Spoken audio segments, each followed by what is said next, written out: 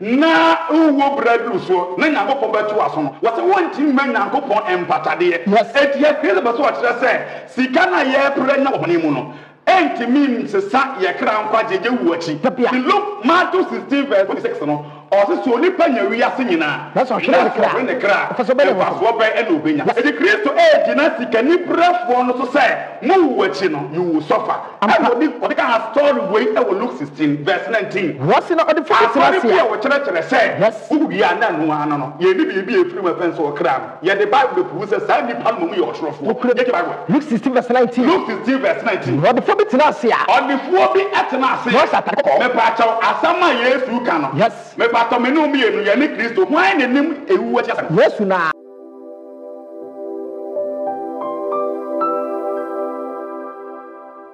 bebe wiase aduru no abusua e wo se wo ne me ye extra careful se be ya bonefo no enwia ye if we say John chapter 10 verse 10 no ya din kwa mezia kan se oyifo ne ma tisu obewia wo kum na wasai enti mezia na ba se ebenya nkwa ne nya ne mbroso ya din kwa mezia no so be kan John 1 verse 1 ene edi 19 verse 13 no a e chere se ono na ye nyankopon asem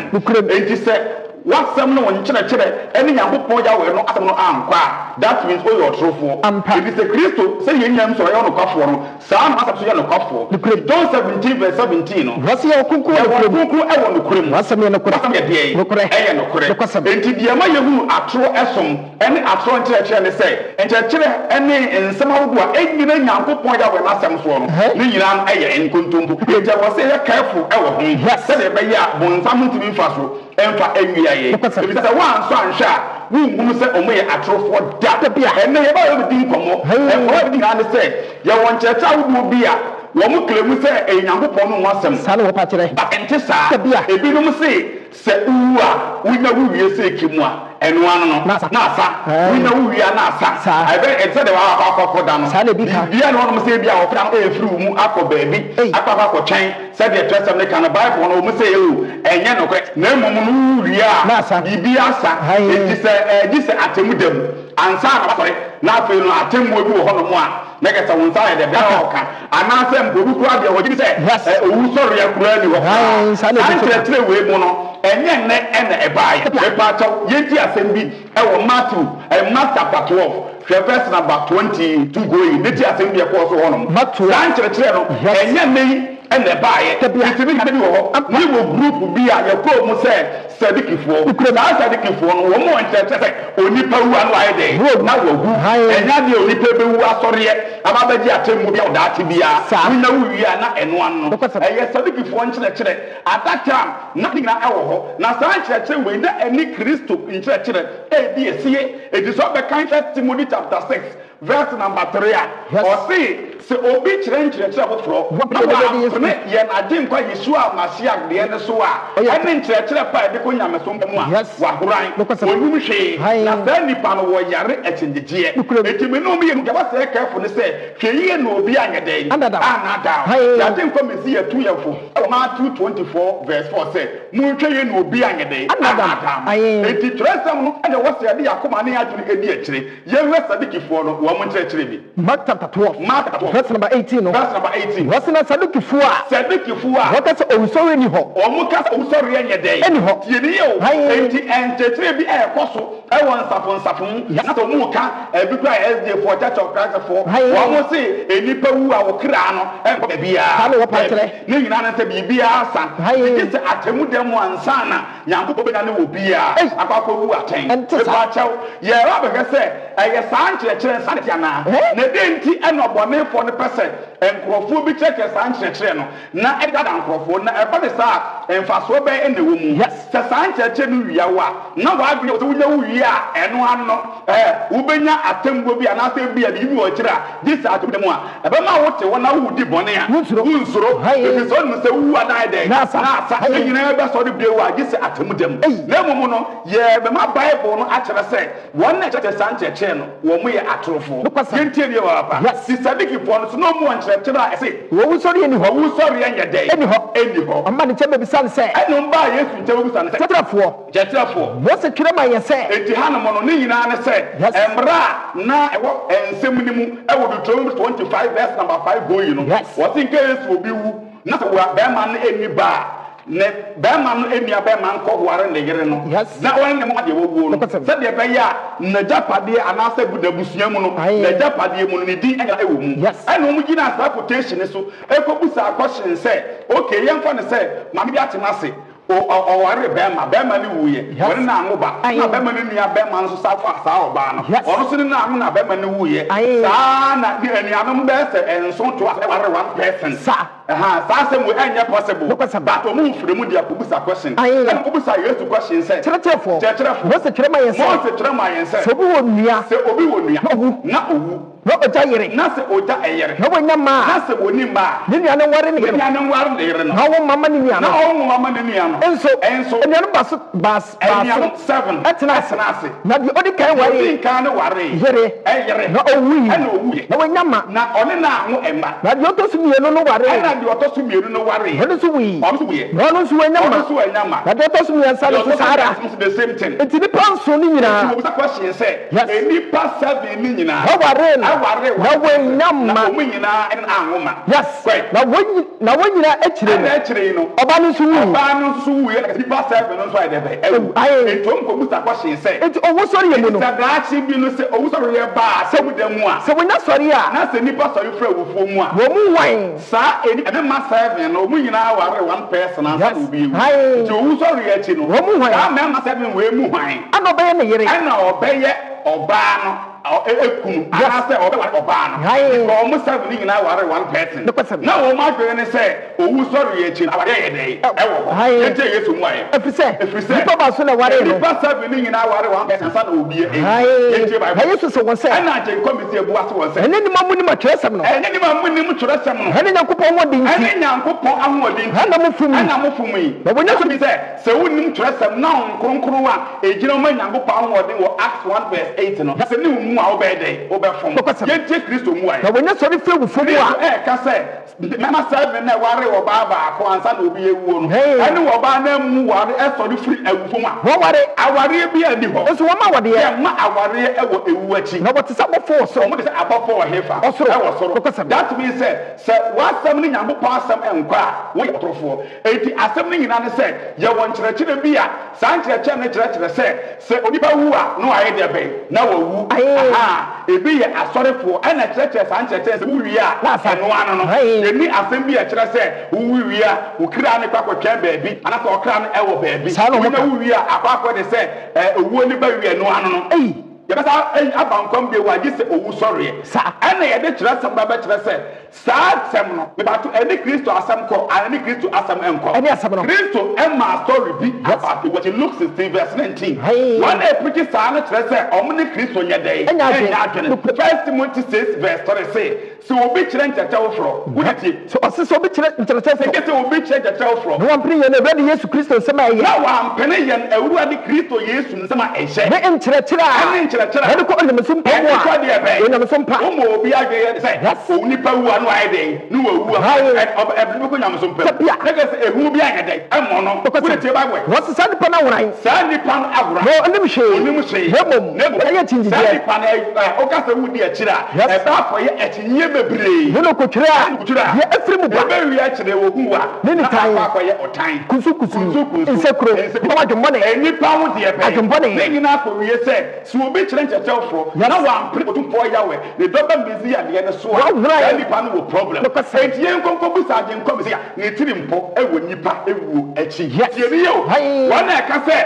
Bible no ɔmo so kura mu sɛ ɔmo ɛde Bible na ɛyɛ adwuma o sɛ nipa wu a no wawu no nipa hwɛ adi sɛm 2:1 a wɔse yɛn hwɛ adeɛ bi yɛ bi kɔ bi ka 1 Timothy chapter 4 verse number 1 ne yɛn hwɛ adeɛ 1 Timothy 4:1 verse number 1 no yɛn hwɛ wɔse na wɔn ne kan pɛfɛ sɛ wɔn ne kan ne pɛfɛ sɛ ɛkyerɛ na bi mu ɛkyerɛ yɛ wi ase kɔ na wi yɛ na bi mu no ebinom bɛfam na da honhom epato ti asɛm weye ebinom bɛfa na da honhom ne ahomane nkyerɛkyerɛ ho ahombɔne deɛ bɛ nkyerɛkyerɛ ho atwe wɔn fidie no na nipa atwe wɔn fidie bɛ ho fidie no ho adenti ne nipa no preach do the Bible na preach na nsia ba ahombɔne nkyerɛkyerɛ adenti obi de Bible e preach yes ne ase say preach no man ni pa ya che wo ho afrigidie no atrofo kontompo enti that means e tell say sign kire no e de wo be ko ohaw mu be ma wa sori etie Nyankopon because emfa Nyankopon asem hu bi ayede ema mu but the Nyankopon asoma no John 3:34 say the Nyankopon asoma no okay Nyankopon de be asem enti e ba ko say Nyankopon ya we na asem say Nyankopon asem de ka say onipa wu a o wa na ka na nko ba bia wonim bibi bone for na ni ate wo ka 2 Corinthians 11 verse number 13 go yina what's na sadi pay o se sa chirechirefo atrofo yi asomafo atrofo o mo ya asomafo atrofo edwumafo na adafo wo se wo mo ye Nyankopon adwuma bat o mo ye na adafo a wada na won ye se Kristo asomafo wo mo ye se Kristo asomafo verse number 14 no na enya wa o mo ye sa e da nkrofo a enya no se efise Satan arampo onu a Satan na mu wada na ne wo se han bofo e ye ne wo se han de be bofo yes it is an asomafo na wo se na asomafo a yes wo mo si o mo se say tini asomafo a enya de kese bia be ye wo se de wonyuma te ya ye wo mo se de wonyuma de be tie e kire se bonefo e ye atuma wo ka di sem for 2 verse 1 go yin no as Ephesus asafumbofo no kire koma ne say yen koma ne say yes kwet sana de okura so na otumfo ya we doba Messiah okura nso manso e wo ni nifa onam sikeke ne de so fifi ne sie ne de anso no what can ye minim nyuma se minim nyuma hade wo bre he boss to hade say mutimi kura bona wa ya bona fi Nyankopon asafu ntimi nkura bonefo kwet na wo so wana wo so yi asomafo ya wo enkrofo bi a omu preach omu so omu ye Nyankopon ya wo asomafo na ma so wona wo so wo ya asomafo na bonya na hwe na wonye na hwe na won won sa atrofo na won won sa de be because John 4 verse 1 say adofo no nya wo ni na nya wo bi a wo preach bi ani mo nso hwe yen fa Nyankopon asem nya de nso hwe Nyankopon na sa efri otumfo yawe ana ma to ye ti asem we ye paawo efri se no kura nchire bi ne wono mu a eni otumfo yawe ni doba Messiah no eni otumfo yawe na mu bedi asie wona kire se onipa wa na wawu enu anu no disa atemude mansa na obesoro yenim se onipa bi awu na ebia ka ne ko ba bi ye ebinum kwa akwasofa ka bi ni sa de wo ho ayi se atemude mansa na obi asoro no me pa to ye ma Bible na prove se sankrofo na ekura sancheche bi atrofo ena so obi atrofo a Nyankopon asem ne beyi ne to sa wo yotofo because John 17:17 no wase ye wokunku wo no wasem ye no se o yotofo that means dia wo kire no enya no na Kristo asem ye de be kire it is the both Old and New Testament be compare ne hu se wona e wo san kire no o mo ya atrofo abusuya wona e kura san kire se nipa wu a enu anu no ewu ati no bibia no wo wa se de wada no ni ba bia this atemu dem ansa no be pato wo mo nyina Galatians chapter 2 verse number 7 omu definition ye di kian ka ye wi a na be Kristo asem wo ho ye wi a the Old and New Testament in church ebe combine him say one na yes stand ya atrofo Genesis chapter 2 verse number 7 we Nyankopon te e pa to ti omo na ada na o matro a omo de be tumfutro agu ani ne say yes ebe na enipa fa so bai enti o sit na Awurade Nyankopon de from the tear hanyuro nipa wo hunkwan mi egu ne hwe mu hunkwan mi egu ne hwe mu nipa ye okratia and nipa ye de be okra otiase that means ham obey use definition say yes ye ka say okra say enkwa me akombine with dotie no ana aba ye okra it so nipa wa wo me ni free mu a nipa na ni ba bia de hia ne say wa free mu no wa sa akodotie akodotie mu na me so afa ne ba bi me pa chaw sa kasa we no aha ye the origin of a nipa Nyambo fast bo nipa Nyankopon de enkwa ho me ene ku nipa ho ni ene wo kriti soul a eya wo no e se nipa ni mu enti ye wo soul no e wo asa na wo nipa dua ase de e wo ho e ho me we na wo ho me no se ye enframa se ni ye e no boa ma oto metena ase na Job 17 verse 1 ka se ma ho me asa damna ne da ho ma nti se wa ho me asa na wo na ni hia ye ka se ewu nchirechiri mu ni abra okra na eye wo no o free ni paduanum ade afa ne so aye dey wo tie ni ye na Nyankopon ho nkwa me bu nipa ho ni mo James chapter 2 verse 7 no ho no de create okra no a eye wo no e hye ni paduanum eti body we no aye housing ya ma okra no ti okra no etu ni paduanum eti se ewo ba okra no de o baabi obedey obekọ na wo ni paduan ne e kwa akosie no e wo adakam no ma men ka asem min kire se with the Bible translation no New Testament or enema mienu. A fan say, baby, I get the body in ever. Yes. A different from baby, our cram, ebeko.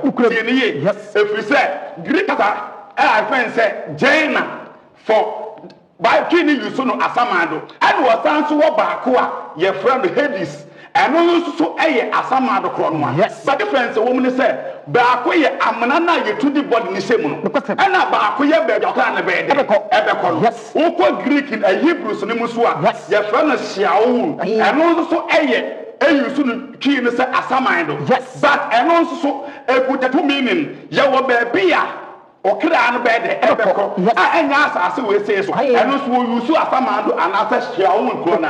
ana yawo ada one so a eye nipa bia no adakama ada amana betu the body na hye mu no eno so ye yusu asamando e di so yusu ye chi bible no a enye tem bia obe yusu asamando bia ene kire se eye adakamana na we to the body na hye mu no bia bi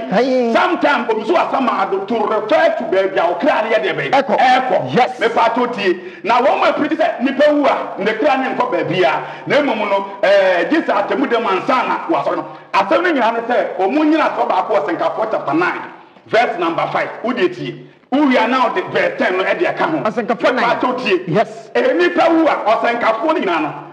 book ne botai ne say o kire edi pasetre ma brabo say yanhwe a wo ye ne ama eniema ya ohudie no anche ye mfiri nyankopon ho eti wa Senka no wo kasa kire ye nsa niema na eye hunafo nsem niema no eye ohudie a edi tade yakoma ani ya wure eye de be esem na opese wo kire say enipa wu achi no ubi bia be say edi sa Senka chapter 9 verse 5 we no or casafa body no aye na kwasa da kam na mu no uwu achi sa de body ne tie sa o Senka fo we ne kasamfa ba bia o kra na be ko tie ni yo ne tie bible e peto Senka chapter 9 ya pesa wo tie asem na say yi ya ye de ana ada e bi se so ka se nipa wu no wu na ne kra nko ba bia wo ka se tie ade ko bisaya wo ka se tie otumfo ajawe e bi se bi part na wi ase e bo dama ya asa e ya sisie bo bra bone na wa fa nyankopon asem a me pa chaw uwu achi no uwu problem pa na temu dai aso kokose mo amukasa Ecclesiastes na verse number 5 amukasa na ti asefo ni say o se wana ati asase so e ati asefo yes ye ni mu say ebewu yes me ba to wa wo ti ase biara Psalm 89:48 say yes onipa bia ni wo a ohunu owuo obekuti da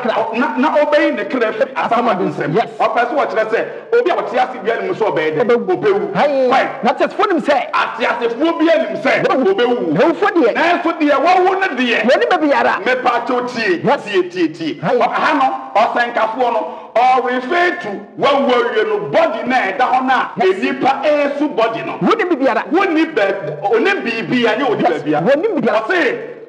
owufu oni bibia me pacha o so obi wu no e teacher ni na so book ne chokwe man na pacha ni funda wo betima trade wa ya football na ma ne ball na pacha betimi abo me pacha sani pa ko no so wa ya lawyer na tamfu ni ko gina court den ma pacha betima defend obi that means what we you know ne bod ne da hono mo no ultimate nya hwe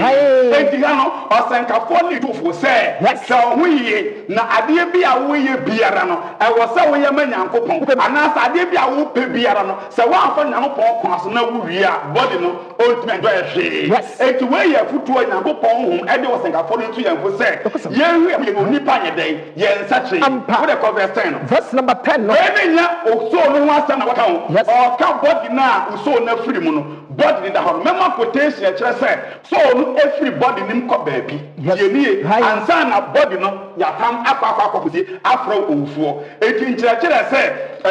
ye ka say ewu a ene say enkwa home na fru mu no nko ano da bi enti say okra no ese nipa duanim okra no efri wo mu a ene ye dekra wo say wo ye owufuo ye nie eti okra no fum e ko baabi wo achi okra ne wo baabi na baabi na okra ne be kono independent on ababa okra ne boy whether say okra ne bo bra kronkron ana okra ne bo bra bonem en ne bete baabi okra ne baabi be ko se bible o Senkafo nan eti ha no o Senkafo na wo ka ho asem yes there was Senkafo ne kan eye body na da ho no eyi so ne ho asem tapia tie Bible Ecclesiastes verse number 10 yenkwe what's bibiara wo se bekasa wo bibiara wo nsa bekasa wo beye ko wo de ye obaso wo kire se adwuma bi a wo ye biara so ye kuani wo ye osempakani bibiara wa so ye biara ko wo de ye wa ho de ye adwuma ne adwene na adwuma ne adwene nim die ni nyansa modo ayo ko obaso wo kire se wo ye professor wo ye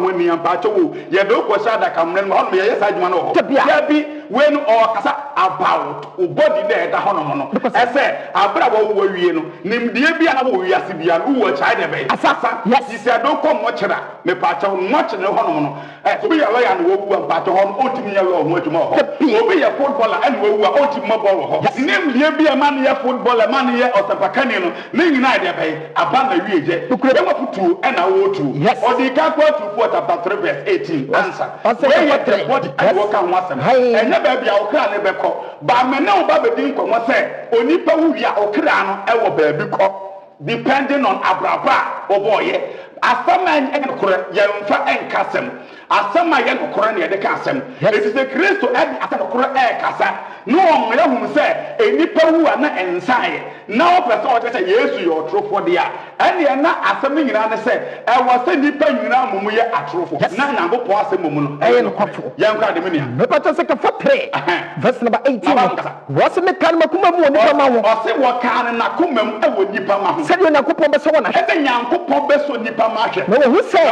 won fam no we moranko our the state of death yes e bia tebia obekomu abra wo wu anu o se nipa fa ye de me pato nipa e ya aboa dabi adenti no o se nipa e ya mwanko o pese wo kire se de enti nipa ya mwa ne se so kan na wu na ne to hono mu a me pato wo fa na onye so sa ne nipa wu da ha so wo fa na onye den eto tebia mu wo ewuo fa mu no enipa enten aboa abra wo wu na pato nipa nwi no ti ase na aboa nwi no ti ase a nipa ne aboa e ye pe dabi because ya ba ko wo Nyankopon su ban yes ene ne nsa so o tell chapter 1 verse 26 eti nipa chen aboa but eba no ewuo fam dia nipa ne den enchen aboa adentra because or kasa about the body na da ho udeti what's na nipa ma sebre nipa ma sebre ene mo sebre se yes nipa ti ase a okeka ne ho aboa ti ase a okeka ne ho enti eba no ye ti ase ni ye wuo fam no se ye wu a ye sabe ne aboa de ne eye pe kwai ba sebre kro eda ho ma won eda ho ema nipa ne aboa so oyi wuo tie no se de aboa wu a ontimi enkeka ne ho o ka so onya ne otunya yes kwai se oyi wuo so tie no so ena we su wuo ye den that means abam nyina ma wuo no so ye nipo so ye abo obi akeka ne ho obi anim di asa obi ani asa it way is kasa about the body tieniye ena body masem ena me na wo kasa me no wo kasa about after soul everybody ni mu no ye kasa about the soul baby alko osen kafo chapter 12 verse number 7 me pato tie Ecclesiastes 12 try yen se me pato ye kasa so ay okra na etu mu no na okra na etu mu no nso me pa chaw enam se okra no wotin fa wo naked eye enye dey ehu no that means oye invisible by the say emfanama enu ntiti asem bi obekasa hanum obeyusu after that se okra na ebeko Nyankopon nchen tie haye tie Bible what's in chapter 12 okọ Nyankopon nchen say okọ Nyankopon nchen say Nyankopon siesie ba bia after obi awu no okra na be dey ebeko because Matthew chapter 3 verse 30 Christ wu episoro bare o se obi amforo soro eje ni papa na ba ti de o se ka fo beka Ecclesiastes chapter 12 verse number 7 what's na doti asane kwasase mu ti hayo me pesa o ti ase se yansa ne onkronkron a Nyankopon de ma na di kanfo no ya o mo de twira twira sem o mo nyina wa agini bi se nipa ni wu a ne kra no be firi ni mu akoba bi ti haye na body no ya fa akosie me po ase ke nipa wu na asa sane ke no asa nka obeka sa tebe side akodotie tie ni ye wan kan sa aha na wo tufo wasankafo 12 verse 1 tie wasana ka ko mbrati bre o se woti ase a kai de obo wo mbrati bre wo enti wo ahoden ansana na bone na ba ansana da bone agete enti wo kira wo se woti wi ase a bo bra kronkron emfa ho nto ho so emmo ta ma nya za nya sese mo bra bone na one day born one day die yes na edane duru na sa wo chinda ho na sa ho home no okra home ni flu mu a okra na ya home wo mu no o beri ko ampa tie bible me pato se na ka obofo mra tibrem eti o se kai se obi na bo wo abra wo ahoche asa na bone na ba ansa na dabone bia eye ohawa ma ne beto okra ko ogum na ede eti abra adabone na to owie na owuo na ba no ko verse 7 tie bible what's na do ti asane kwasa wo wi a according to osenkafo a Nyankopon de nkronkron ama no o se wo wi a doti ya besa ko doti yem yes quite said ya etie kan no said ya first na etie first no na ho ma sane ko Nyankopon me pa to se de be ho ma sane ko Nyankopon a ho na sa de be ko Nyankopon de mai no chen se eye just enframa me pa frama fi mu a e ko Nyankopon chen ene kan no ya na ma ya o se ho na o refer to kra na ai so mu e se kwa hefa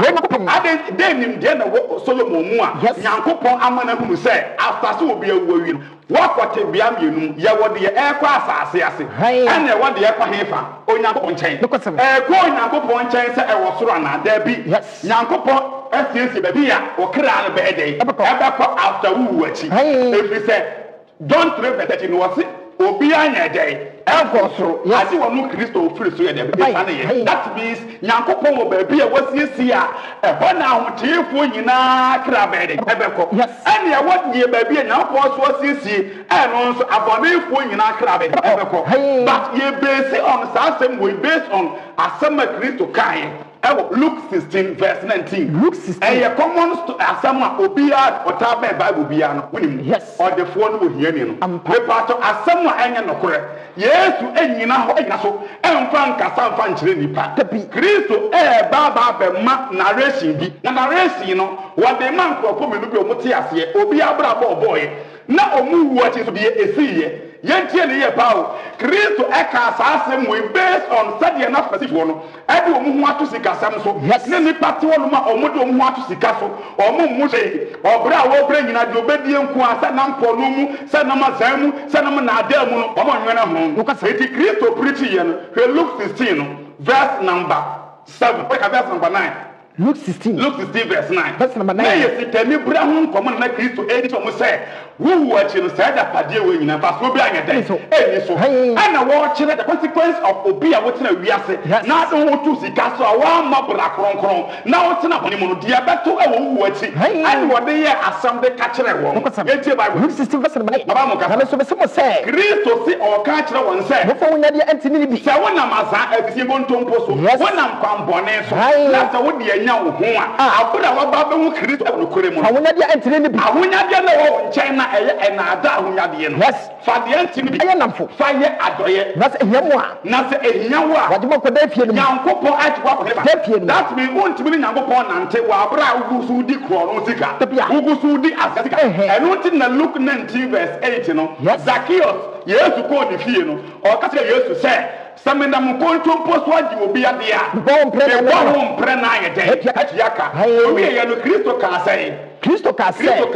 ene na nkwadi ya ba wu ene na nkwadi ya de abafie because what you to say azazi ka bia waje province bia no da ho pa de kwa de wo de kwa akoma no so what you use up na tomu dia na so wo de bebeli pa no wo de a na the scandal so da ho na unu so de a wo se fire adoye wo Luke 16 verse 9 na say eyewa wadi ma ko da fie no enti yesu say afa na nkwadi ya ba Zacchaeus because terms and conditions na bata ahunyade ho e wo Nyankopon asem no wade ko ye adwuma yen sacha ya adwuma Kristo enko so ani sika boni bia ye nam kwamboni so enyaye tabi enti ana Kristo ekasa etoko verse 4 Luke 16:14 Luke 16 Luke 16 verse 19 by ni Bible na Pharisee for the way sika pefo Pharisee fo a wo ye de be sika pefo wo ye sika pefo meti ye nim na meti se Kristo ekase sikasam no yento enada sikasam ntema entontwene ye mayi ya ho wote ne kwan so no Pharisee fo ne te se Kristo ekasa wasere no wo mutire Yesu na wose won se na Yesu ka se wo ye wona wo ho bim ni pe wo mo bim wo ni pe na so Nyankopon de Nyankopon nim de ni makuma mu eti wo gina so to efo se wo tena wiase ebo brage sika ne nam te ne kwan so a me pato wo sika ne entime nyew tie ne ye wo sika ne nyedai ebi was afanya 1 verse 8 18. Yes. Who watch the Kanye day? Ebi wo Isaiah chapter 2 verse 20. Yes. Was it wusi kan obatu atwena mankusie ne empan. Ko abra Nyankopon Atemmuo abano. Sika no eye bogus. Ebi wo eye Psalm 49 verse 7 to 9 going. Or say wa ote boni mu na uwo bradu so na Nyankopon betu aso no. Was it one team man Nyankopon empatade. Yes. Etie kire be so atwere say sika na ye pre na boni mu no. Enti means sa ye kra nkwa jeje wuachi. Look Matthew 16 verse 26 no. Or so nipa nya wi ase nyina. That's what ne kra. For so be e no benya. E Kristo e jina sika ni brafo no so say mu wuachi no you will suffer. And odi kan story wey e will Luke 16 verse 19. What's in the first verse here? We chere say yes. Who bi ana no ano no. Ye bi bi e firi we fen so kra. Ye the Bible be say say nipa no mu ye otrofo. Luke 16 verse 19. Luke 16 verse 19. Bi tenasia odifuo bi etenasia me pacho asama Yesu kano yes me pato me no mienu ye ne Kristo hwan ne nim ewu achi asem Yesu na etu onu onim ewu achi asem no yes saata ma Yesu kasa no onim se ebi mu tena wiase bo ebra poni nya sika yes saata ma Yesu go so kasa no omawu nti no wo mu sofa ampa de won krofo nso a omo de omo ho ato Nyankopon so ana namfam no omo e kire wo mu nanso omo wu achi omo timi gina mu kosi awie ya ye won krofo bi ya sa omo wu achi no so wo mo so e twan daati anidie kese if this is the case there Christa wonim wu achi asem no e kan sem bi a kire ye ansan de wu was not for me na wo wonim wu achi asem wo kire say Yesu no mu ye otrofo adira nipa gba ne kra ne nkọ ba bia e fa nipa wo na ne kra ne nkọ ba bia dan ka Yesu asem we kan fa so bi aye so Luke 16 verse 19 was not for me tenasia or the four bit tenasia was at the kokko na o se at the kokko that means for your the four sata at the kokko ne your pan at the four dress what you sit for fetching what you sit for but the fact of the matter let's say now your the boy we hear be so tenasia o hear ni be so tenasia what pen lazo yeah pen lazo how would na koto na boba na koto or the four na bobo ano kwa mo tutu akru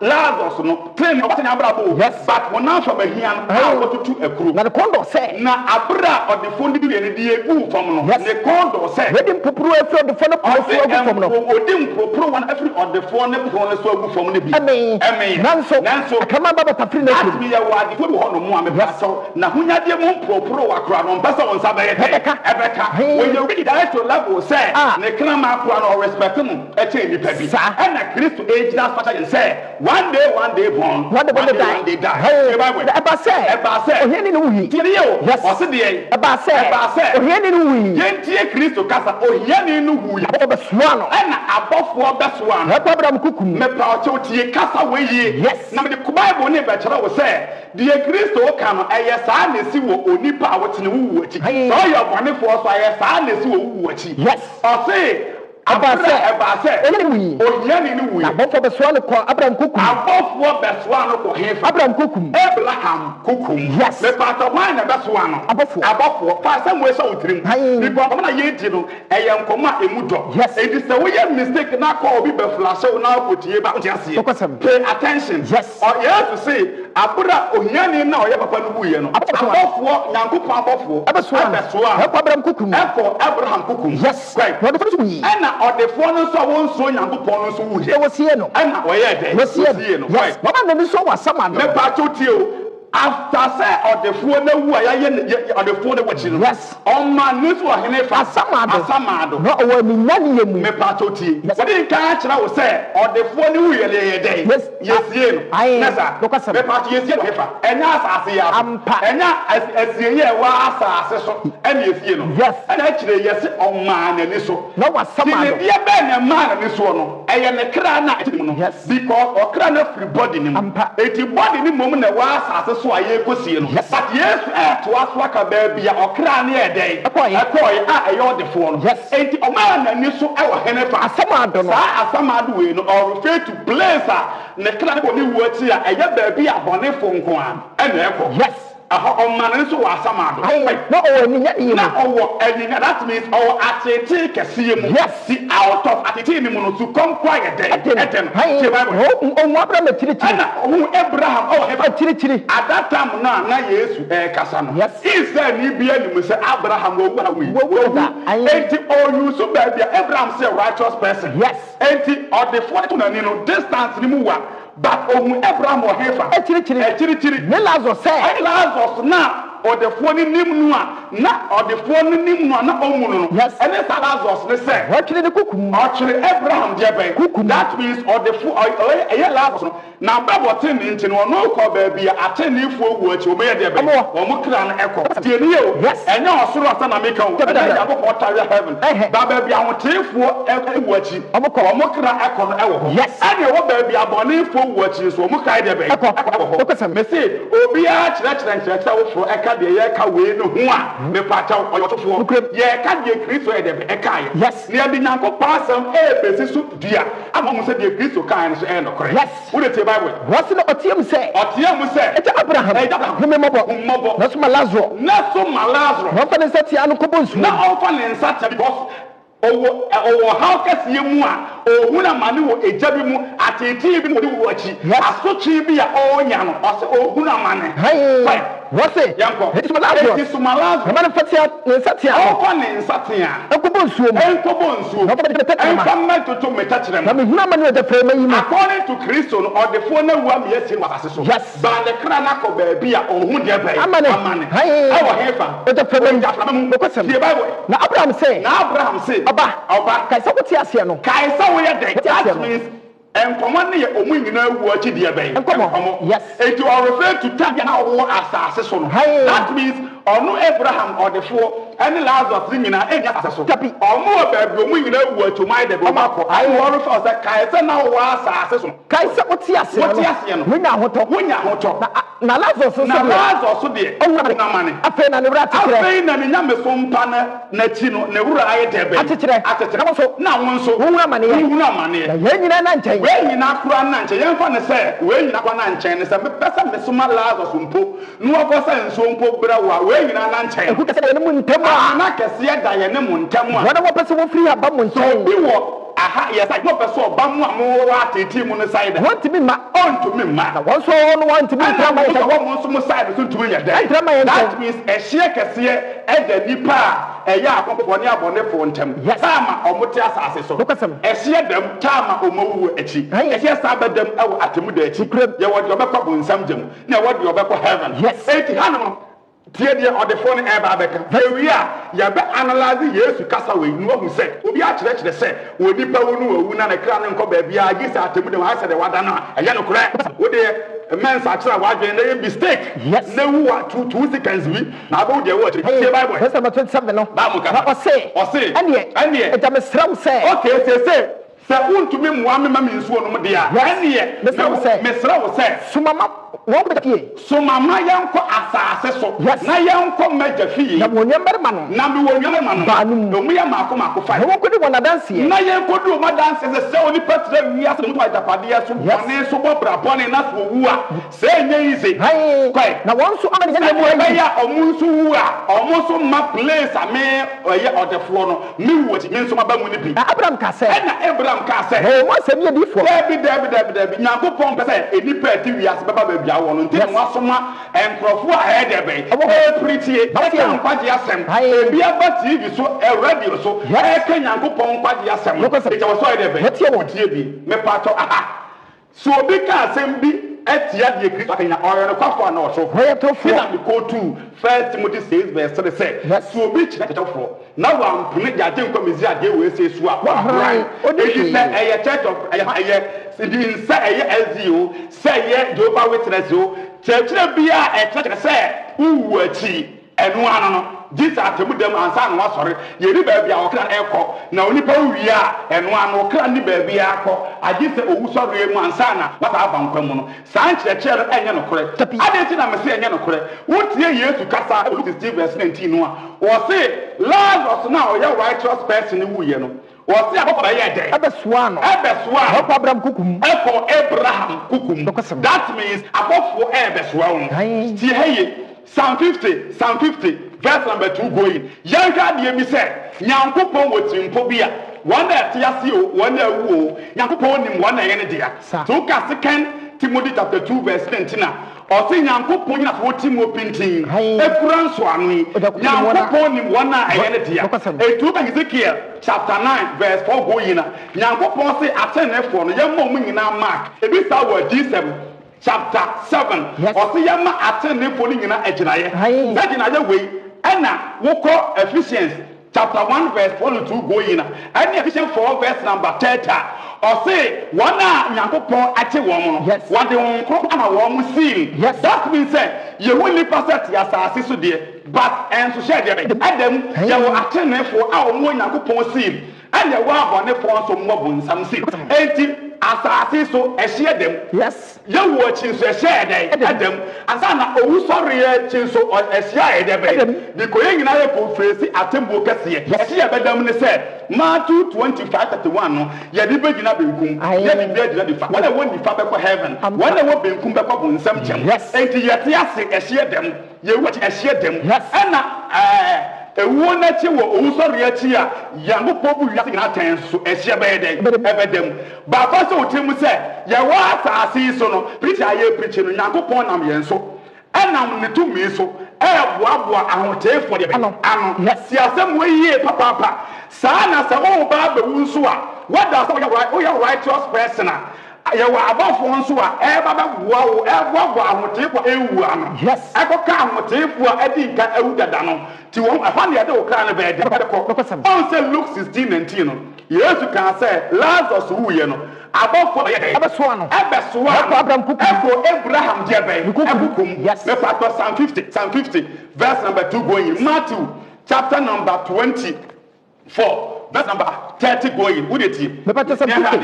verse number 2 no what is that you want to pay me pastor what you say ahotefo a ye boaboa wo mo no Nyankopon de say adwuma na abofo wonsa na abofo na adwuma na wo mo ye no ye wode because what you say still we na Nyankopon si nimpo a na so sa hwe ase a me pa cho ubenya nkwaje tabi enti wo wu achi no Nyankopon wo abofo a eboa wa no do ko ba bia hotefo di nka de ewu no ewo ade ewo won so so a ye do ko ba bia abonefo won so ye de ewo enti wada say we Nyankopon de ya ana wo ye bonsam de no difference edantamu baby how depending on abraba obo we ase so obo bra kronkron so obo bra bonne and the betch the baby kura abeko but ayenhwe wo mo obo bra kronkron de ebe ye wo mo verse number 2 verse Zion ho fa wie pay ni o se Zion ho fa ewie pay no Nyankopon frishira Onyankopon ya we frishira Nyankopon beba otumfo ya we se obeba onye kom ti hayo atemu dem asam no waka no obeba onye kom because ebi ya kronfo awudifo adansie eti wode bu focus ya na ebe onye kom wete di na wi si ade na obeba no obebu atai kase enti ojab na nimu a na Isaiah 66:24 say ona etu Nyankopon mram ebe kwa bo nsam gem eti ojab na nimu a ehum etuhu rekenu wasia etwane wasia wasorofo afrisura ba eti wafra osorofo afri osoro ba ne asase eni asase so obebuni ma obebuni ma ya ten na Nyankopon obebuni ma ya ten no ansa na tamu da ne beduru no tie de Nyankopon eka bobo ma hote fa no ma no osomonya dai bobo ma hote fa no ma hote efo anonya dai that means Nyankopon de atuba bi asa abofo nsase se obeti ase no ya hotini a mo ma ni sei na sa hotini no otimegina ko su owuom sa dia D7 2 verse 10 no any Matthew 24 verse 12 to 30 say the obetimegina ko du owuom no one e beche no and so to de mark na wanya wo ade na yete ne mark no wotimi nya de ko du owuom a o se mo abo ma hotefo anonya dai emame wona ma fodba so tie Yesu emra no na ebi mu awu na ebi so tiase enti hanu ya wo ahotefo a Yesu emra no na omawu deda ade ya ahotefo a Yesu mra no na obotiase enti wo se mommo ma ahotefo anonya dai wona ma fodba so wona wonam te ne abrabo ne wonyamsom pa for the bar omutu omusi wo wonyamsom pa eba obra kronkron se the Romans 12 verse 1 to 2 kan say momfa mu ni pagensi ho sa afode ya tiase aye kronkron ane mu nyamsom pa adwen dai wona timi sum Nyankopon wote ne abrabo obra kronkron no wo se mommo ma ahotefo tefo anya den etu obi a osom Nyankopɔn ɔte bɔne mu no abɔfo we ɛmmoaboa wa no me pesa me ma the two faces of ahoboaboa no de be ya bɛte ase yɛ ahoboaboa a ɛboa wa no me Nyankopɔn abra a wote ase ɛne ɛwɔ de yɛ boaboa wa no ɔhotini awuo abɔfo so ɛboaboa saa ahotefo na ɛwu ni nyinaa no ɛde wɔn kra na kɔ baabi ahotefo a wu yɛ de bɛ a yɛ from say Abraham de bɛ ɛkukum wo de tie Bible wase mo mama ho te fa no mo mama ho tefo no ano ɛma me wona ma fɔde bɔso no mo apam wona nam de bɛ afɔde bɔso tire ne abra bɔ nyame so mpɛ mo afɔde bɔso ɛne mo apam ɛne me wo apam esi ahunu sɛ yɛwɔ abɔfo a Nyankopɔn agi sɛ ɔmboaboa ahotefo me pato Matthew chapter 24 verse number 30 yɛhwɛ ha no nso Kristo ɛma yɛ mu nso abɔfo bɛ separate ahotefo no afiri abɔnefo no that ɔmbɛ boaboa wɔn mu ano me wi a mɛkyerɛ wo sɛ yɛwɔ abɔfo a ɛboa ahoteni bi a ɔwu ande okra no kɔ Abraham kukum tie nie wo de tie Bible Matthew 24 na quotation direct ɛkyerɛ sɛ onipa wu a ne kra no baabi kɔ kan Bible Matthew 24 na de Yesu ɛmframa sanka de bi yɛmpo Matthew 24 verse number 30 Matthew 24 verse 30 ɔse ɛno na onipa no ɔse atemudɛm no ɛna onipa ba no nsɛnkyerɛ no bɛda di wɔ soro nsɛnkyerɛ ne bɛda di ɛwɔ soro asase so busako nyinaa na enipa ɛte wiase bɔ adwaman yɛ asan ɛsisi atwa mpra hye wi to nyinsɛ gu yɛ ɛbɔ brɛ nsɛm fata ɛyɛ sika ni brɛ no wɔbɛsu ɔmbɛdɛ wɔmbɛsu wɔbɛhu onipa ba no sɛ na ɔbɛhu onipa ba no sɛdeɛ wɔ adisɛm 1:7 sɛ wɔnamunu kumu reba na aniwa nyinaa bɛyɛ dɛ ɛbɛhu no saa so na abɔnefoɔ ne wɔ wiase no wɔbɛhu onipa ba no sɛ wɔba ɔsoro mununkum ahoɔden ne animonyam kɛseɛ mu ahoɔden ne animonyam kɛseɛ mu wɔbɛsoma n'abɔfoɔ na Yesu se ɔbɛsoma n'abɔfoɔ ama wɔde totorobɛnto a ɔmɔde totorobɛnto a ne so aba ne so bɛba na wɔboaboa wɔn a abɔfoɔ na boaba wɔn a wɔyi wɔn ano Nyankopɔn yi wɔn mu na wɔn te ase na wɔn nyɛ nwuyɛ no ano efiri ewiase fira ma efiri wiase efira ma na yi tie nie that means wo a wote ase abura Kristo ɛbɛba na ɔyɛ kronkoni no abɔfoɔ na de totorobɛnto bɛba no ɛbɛ separate mu efiri abɔnefo ɛne ne yɛfrɛ no ohwim brɛ no mba akosia awurade wɔ hefa eti wo a woyɛ Kristo di abɔ bra kronkoni Kristo pie yɛ no ano abɔfoɔ no bɛ ma mutunya motima de bɛ etu akosia awurade wɔ hefa ɛwɔ ewie that means ɛbɛ separate mu firi wɔ abɔnefo a ɛte ase afei yɛmusa kwahye sɛ yɛwɔ wɔn a wɔn yɛ atenefo wɔn awu a yɛboaboa wɔn ma no nso de wɔn kɔ ma ɛde kɔ atenefo a wɔn nso awu hɔ nom ana mepatɛw yɛma Bible nkasa Luke 16 verse 19 wɔ sɛ abira Lazarus wu yɛ no de ne si yɛ abɔfoɔ bɛyɛ dɛ ɛbɛsɔ no kɔ Abraham kukum ɛbɛsoa ɛkɔ hefa Abraham kukum that means yɛwɔ abɔfoɔ a righteous person bi ebewu a ɛyɛ n'adwuma sɛ ɔbɛfa ɛdɛ bɛ ɛde wɔ kra no ɛkɔ ba yɛma Bible nkasa nim sɛ Bible point of view the state of death no ɛne sɛ enipa wu yɛ no ansa wɔwu oni baabi a anasa yɛwɔ biribi a fɛn sɛ wɔ kra efiri wu ma yɛfrɛ owufoɔ mepatɛ Leviticus 17 yɛnkɔ busa Nyankopɔn na mu Leviticus 17 verse number 10 ɛno nti Nyankopɔn hyɛ mmara sɛ ɛnwe aboa nam ɛnsa anwe mogya nyɛ dɛn ɛnka ho wodi mogya a ɛyɛ problem wokum aboa mogya mehwiegu ɛni mogya ne ka nam ne ho ɛdɛn nti na Nyankopɔn kasa Leviticus 17 verse 10 wɔse no obiara ofiri Israel fie Nyankopɔn na ɛkasa Nyankopɔn bɛ sɛ ɔkyerɛ yɛn sɛ soul no ɛyɛ different from the body but a true point just say soul ne ayi ne nyinaa no home ne body ne ɛyɛ soul there be tie Bible wɔse no obiara ofiri Israel fie ɔse obi a ofiri Israel fie ana hɔ wɔ so mu no ana hɔ ho a wabɛsue wɔ mu a ɔde mogya biara no nim na wodi mogya mɛma me ne asafo kra ɔse ɔbɛpane hye saa nipa kɔ adɛn nti na ɔbɛpane hye wo na bɛtwa ne firi ma ma hye na ɔbɛtwa wo a wobɛti ma wobɛkum aboa na ɔn sɛ yɛwɔ nkurɔfoɔ bi ɔmo timi kyekyere mogya ma ne sɛnam ɔmo ne sɛ nkosia yɛfrɛ ne sɛ bɔsoa mepato me nkuma aboa ne nsa anwe mogya no nyɛ dɛn ɔsɛ ba wobɛyɛ saa n'ani bɛɛ dɛn ɛdɛn nti n'ani bɛbrɛ wo so ɛfiri sɛ ɔhonam kra wɔ mogya no mu ɔhonam kra yɛ dɛn ɛwɔ mogya no mu soul ɛwɔ mogya no mu na bɛde mama mo na ɔde ama mo afɔrebukyia no so enti na yɛde aboa mogya ɛne pata ɛde ma abra a wale bane because aboa ne kra yɛ dɛn ɛhyɛ mu enti honam kra hyɛ mogya no mu na ɔde ama wɔ afɔrebukyia no so ɛwɔ afɔrebukyia no so sɛ wɔmfa mpatama mo kra ɛsɛ yɛmfa mpatama deɛ mo kra that means honam kra ne ye debe ese mo chanim tie nie enti me pato ubie moja mabohu wakra no biko okra ne ye invisible enti wakra na eye wo no Nyankopɔn na se emoja no enti at the point of death no okra no free nipadua nim na nipadua ye debe eda ho na okra no free nipadua nim a ene kase wa ye de wawu enya enti asom bia na nkyerɛkyerɛ enkyerɛ we no oyo otrofo ye ko Bible nim yen ko ahotifo bia at the point of death omo etwere ho asem de to om de maye oba ye fa ne se Rahel Genesis 5 verse 16 Rahel eba be wuo no hwe hawa Bible no enoti Rahel ewu ye wi a ye bako Acts 20 verse 10 na Paul preaching ana obi etie preaching ewo eye abansoro so ana wo die no otifuri so be hwe from ye beti asema Paul ekafa nipa no abra Paul ekobutu ne so wie ye no Paul eka asem bi wo de ka hwa de mepato Genesis 5 eti eka se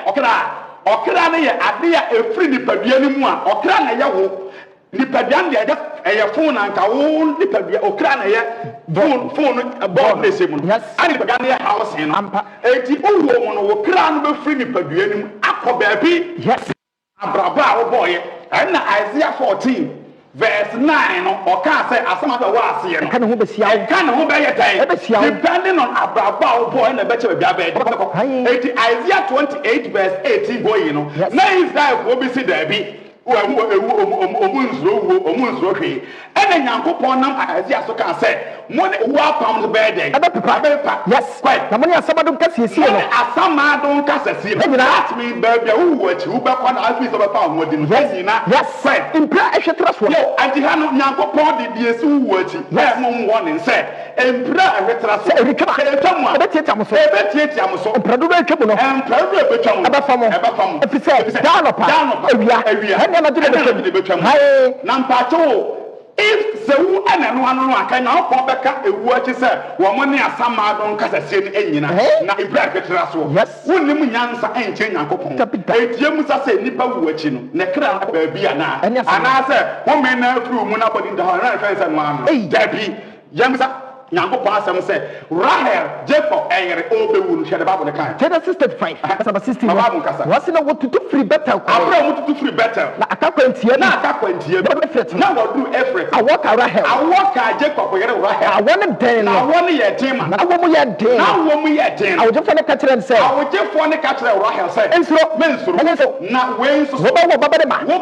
babarema na ne kawe free ni mu no me pato che ha Bible na ka Rahel wo ne kra ne eyete free ni mu ne kra ne free ni mu na oye wo na oya yete that means enipa bi ewu ade na esie ne kra yete free wo mu me pato okra ne free wo mu a we pato okọ be bia na okọ be ne kra free ni mu ene ho mega ka na ho no ka ho asem ne kra ne hye ni mu na ye ono wora he no free ni mu ne kra ne free ni mu na oya wo no what to need ben oni ana that we won't we na ka ma na ka na free ni mu abewu no and to abofo ndi ben oni asiye ne mama ne hunu mu de be because amani ohuru ya nsa na owo no quite na neja de afra no Benjamin asiye ne ahotoba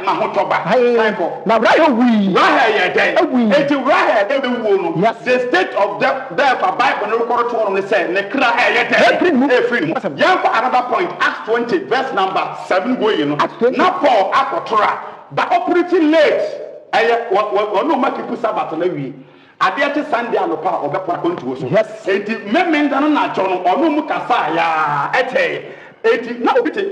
empoma mu a ewa abosan so efa so etiko me pato Acts 20 verse 10 eti wo free from wo de verse 9 verse number 9 no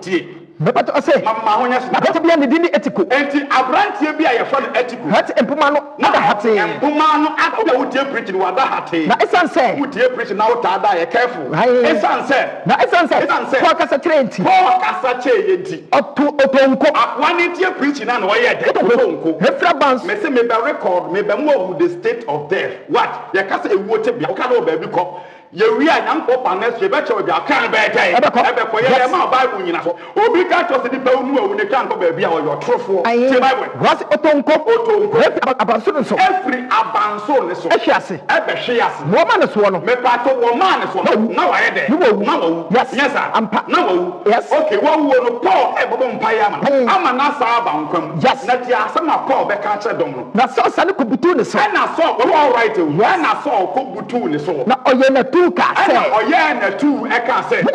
And you know, Mamu that the date. Now the crowd will move. The crowd. That means time now we cry a day. Yes. If you see our payama and cry a day, I will move. See it. And Paul said, Mamus, Mamma Hammer. Now the crowd will cry a day. I will move. If you don't want to cry every yes. Oh, we are a cry a day. I will move. If you know who Nipana and I sometimes Bible refers to Nipa as so. Yes. Because one will cry a woman. But in there just housing for the soul. It is so na would Nipana Sankasa. Yes, yes. It is so in the Philippines. Anyone our baby called yes. It wasn't a cry at the yes. Yanko for third example, Niembra. 1 Kings chapter 19, verse number 21. Who did it? 1 Kings 19. Elijah. Kunyani obi awu. You have a Bible written. 1 Kings 19. Verse number 21. No. What say? Na osane frineti. Osane frineti. Ekofa na ntwem pam ho. Ekofa na ntwem pam ho. Mepa chapter 18 rather. 1 Kings 18. Verse number 21. Verse number 21. Mepa what you say? I say. Verse 21. Verse number 21. Was an Elia twipe. Elia to pray. Mepato. Sorry, pa. 1 Kings 17 rather. Okay. 17. Verse number 21. 1 Kings 17:21. Mr. 1 Kings 17. Verse number 21. Mepato what you say? No, atini mu bitu abufra no. Mepato the pointer Elijah ba benyame okuru ayi obabia wa Elijah na obane bawu. Yes. Ena Elijah benyane akra no. Who did the Bible Nebeka? Because out the point of death, our Bible no now is immediately the church. Who are crown baby call? There's no quotation I proof straight. I'm telling you, what if Bonima or crown beko? Baby, I had a bonnet for Beko Amado. Yes, we are telling you, so I can't back baby. I want to take for Echo. I walk because the Beko to what you will be a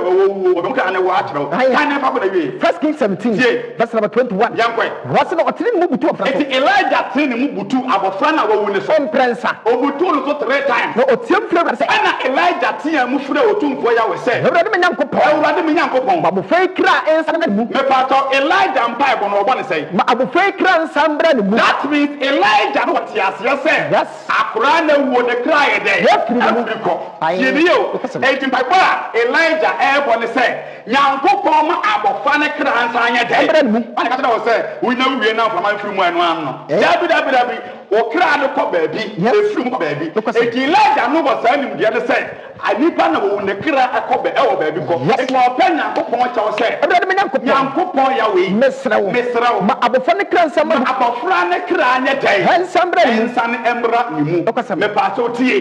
Me babe go to quotations a hoodroom you. Actual any pair to Yasia Omawu. Any pair to Yasia. Woman's wua, or me up on a four. Anyone who are a yard from who what you see. Maybe you can't go to a for natural. Me part of 1 Peter chapter 3 verse 18. Now there is some 6 verse 9, mamma. Hey, 1 Peter 3. Me pato, yes, we are didn't quite as well, my shop, or who you know, me pato. Mom, what this guy said, a warrior who I'll come, baby, and yes, I me pato, yes, you know, or no catching a marriage,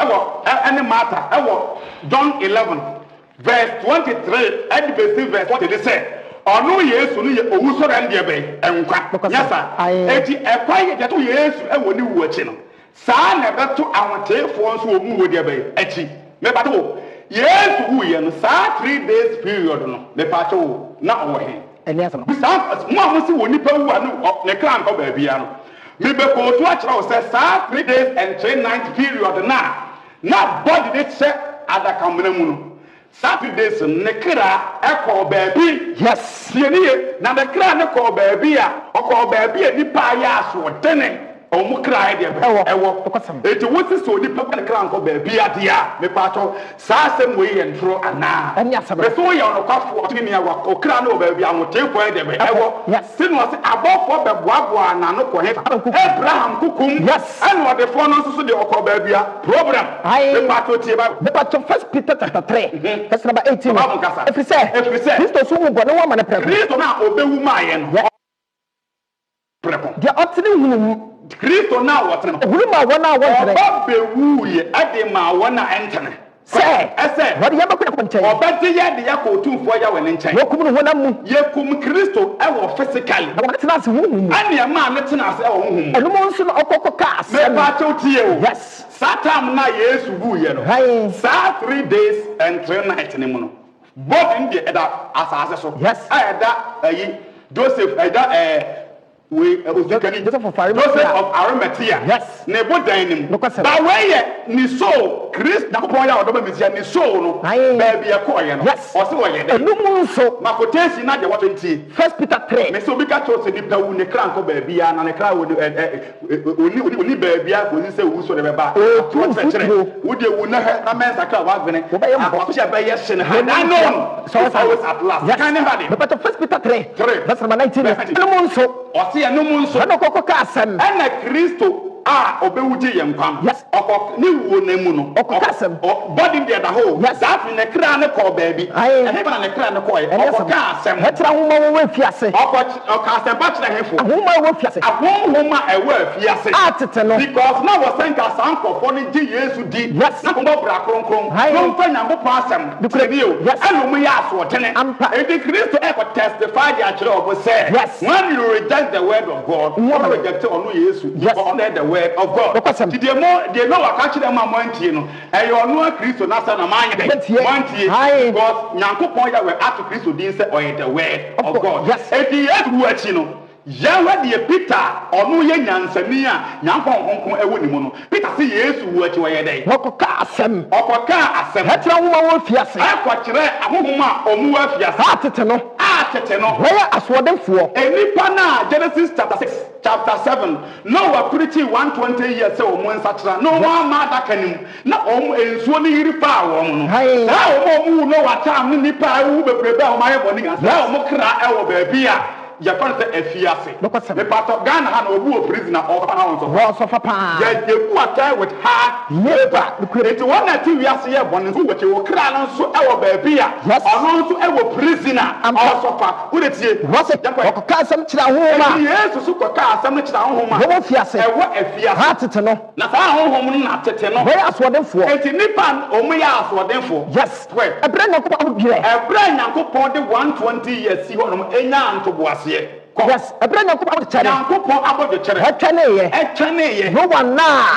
time na ori adaka yes eti akra na omu ya asodi na omanko adaka ni mu no wo ma wuya no omu achi omu ya asodi ni nyina no oma ohom ewa afiase a omu wachi me pato no time na omu ya adaka no omu mansa kira no me pato omu ya no mangu omu yi se liba wona nko wu a ana Yesu ko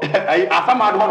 okọ omu ohom ya debe afiase ya okoka kire omu se ewo senka omu ji asempa de be edi that means no what time for the wuye ni nyina no no omu ka no ho anasin de ho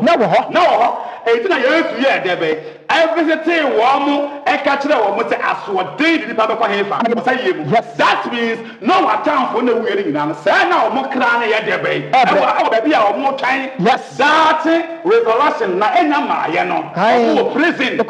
na wonya ofa hudie dabi ana Yesu ko ye ko ka kire wo mu se hwe na wo senka butie die na go we ka no na ka mo kra ama ha ba na mo se mantie na mo ba ha mu nti you suffer the consequence die ni ye that will be at boni mu a ubedi wa kwan so de ba eti hu se no wata mu nyina ne abonefo ne ba ye ni nyina dada ni nyina se mo kra no we mo kra ba bia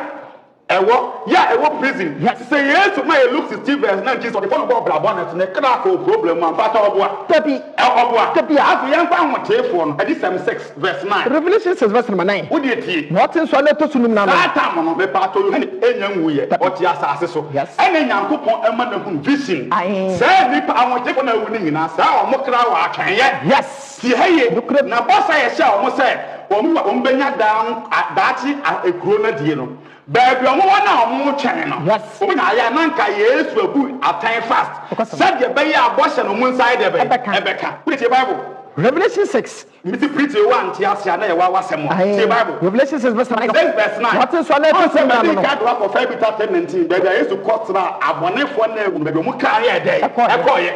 And I'm a little cop baby. I'm a telephone of Fanamukum, so move a honest you have the telephone. Yes, quite. Revelation 6. 6. Verse 9. What is one not to Numano? What is one not to Numano? One and Yankupasam. Or say, Omuoma, Yankupa. And one that's a woody. That means John knew his uncle for him. Said John, Tamana John, don't know who vision. Yes, I tell you that. Not Paul that will be called Emperor. This is the 6 and no computer and Paul. Yes, and the confirm will be. John wouldn't crofua, or we Christo a kid for we cast and pa. Yadi Kakum, and Yanko Poma, John, everyone will vision. Yes, what's it mean one and Yankupasam? Don't see one Yankupasam. And one that's your woody. And I dance here, ye Christo, I dance now, but that's our woody and tea. Who can't for Buchana. Was it one more woody, Yamopa dancing. Yakunkum, Mumudi, Omokra, Omokra, Pato, Sanko, one of Omokrano. One more body now was now plan and employ. Now plan and employ. Could see a mate when I had who any their body. Omokra, man can't say Okran and everybody now from there be Okran and somebody in more free one, body not than I don't throw up. Yes, Okran or baby a day. Eti woman take for the crown watch. Yes, woman, I am not to react to the way. Look at some Kadoma catching Uncle. What the next year Tim said, and he wanted him. One more. I'm just one who not body not pro as son. I no more cry a day. How for the channel? I go and go and I'll catch him. It will more granite, much rain and coupon. Every day, as a rabbit, or crooning on the coffee. We are crooning on the coffee. Whom what time? It won't watch and I don't want to tell us. Yes, one tall over and yes, now my woman got a fit. I told Obia who are project, but I said, if you now pronatari. It's way the Mukta Bay. And then Uncle Pong and my woman crano at the bay. That means Abraham Kukum one more or when I am not a suck of the real. And no more catching out for us and Yamopon, only know what time. And no more at the fita. Yes. Now, my won't be at the fita. My won't be at the fita. Catch one say, and will catch a concrete for the woman. Young body that pro as a son. Yes, one more crown, whatever woman said. What will be Bretia? Me Bretia, help us to say, and course, he said, when you are quite one young man, no crop, Murap, animal, young man. What do you want to sell one another door? Access one, yes, one some become warm, what someone, I'm going to do. That means Yankopon as a woman was on chain. Yes. It's your telephone now willing to go to your baby. It's just a moon chamber to ye. Omukan baby, I guess someone time. And the Amu baby, I'm on informal. Oh, Mu and Omukai, dear baby. Anna, I'm a telephone so to Mukai, dear baby. Yes, yet the Musiwa, I'll rather part next week. Yeah, what I say. Yebeko Old Testament. Amayati yase me pato tieni. Yebeko Old Amwati yase ba pakotesi ba kopewe. Fetwa mam John 14 verse 3. John 14 verse 20. Na fancy. Jebusia. Ya mwati yase next week ya mo say awotefo na ebe woni nyina no. Said ye Luke 16 and 3 can say above for be boagwa. Ebe fa ne ko Abraham hukumu no. Ye awotefo na ebe wu no. Uhuru say wo ya say ye ne call ye boagwa na no ko ka de be ne nkrofo ho. Yes, above what would upon my Ebiano. I got Nemcro ya for ewu omwa atwane ano. Can you have to do 14 verse number 3? The part of the infant said, Omo Caso Nipa anu no. John 14 said, Casa Nyansa was it Oyiso? Or say, good at 40 verse 1 we do one of it. Was only part about only part of Bow. Then I tell you, we ask your own idea. Homa, now we ask them or higher be. O piercing who pierce the flowers, no what happened here, China Cosi. Organisa Sunsum, good Janisa Sunsum. Now on that we need time with the brasses of Nabotre. The Hebrews not on the 7 a Casanipa will prepare. And what you wasn't or you should whoop. Or say, and what you know idea. wabie wani na ɔde mere kɔ atemmuo mu wani ade ne kɔ hefa atemmuo mu ɛwɔ wani ɛwɔ Nyankopɔn ani yes ɔka the state of death hayi yɛde wo kɔ atemmuo mu ɛwɔ Nyankopɔn nim ɛna bɔde ne yɛ tam na kɔ atemmuo mu bi bɔde ne deɛ gisa atemmu dam na ɔbɛsa fa ɛwɔ ɛde akɔsɛ ɔkra no no watumi aba ba wei yɛ Usoro hefa atemmuo yes me pacho if this is the case verse 20 verse number 20 no wotintim ne so mane twem ko ye kosie body ne wa yes tie we ye body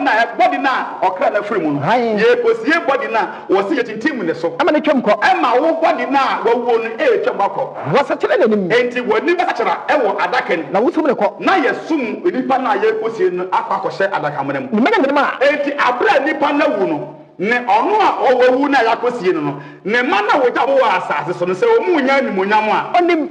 wo bra wana senso a sai ne ma na wo jabo mo se ye tete wo mo nso a onu ma won ono a wo wu ni hunu ma won ono ho na me yanko do te me pato ono a wo wu no ono ade be ne ho na me ya me pato body na wo wu am yakosie no wo te yawo eni asam no enti ede be ya ho wo ka yes you so no be bia wo no ono na me ya ono ho na ya e na wo te na ne kra ono a wo wu ne kra na free body ni mu no hebi ono ada no wo bo edi ne hu abobo wo na chi no body ne de apro ba wo kra na e ko ba bi na wo tena boni mu a ubedi abobo wo se ye bi hu yanka ma ni bone hu yanka ma antwempena hu yanka ma anyada hu yanka ma anya desie sare na odefo ne ye ewo ejani mu no yes enti me pato se wo di pa onu awudi a ede enti na ne menye ne monyema wo hunu ye bra o mase ya wo hunu na emu ono a ne kra de wo na kra ye de edi no abobo na ba to buza kwase se obi a wo abro wo timi di abobo tapia ono timi te ya e kira wo se about the soul not the body yes asam ye tietie de mo si wa ha right pa next week ye go into deep ye kira wasia no ante ase nyamopon nkokuto so ye de be o ti ase yes ye de mo si wa ha Obediah Amankwah ni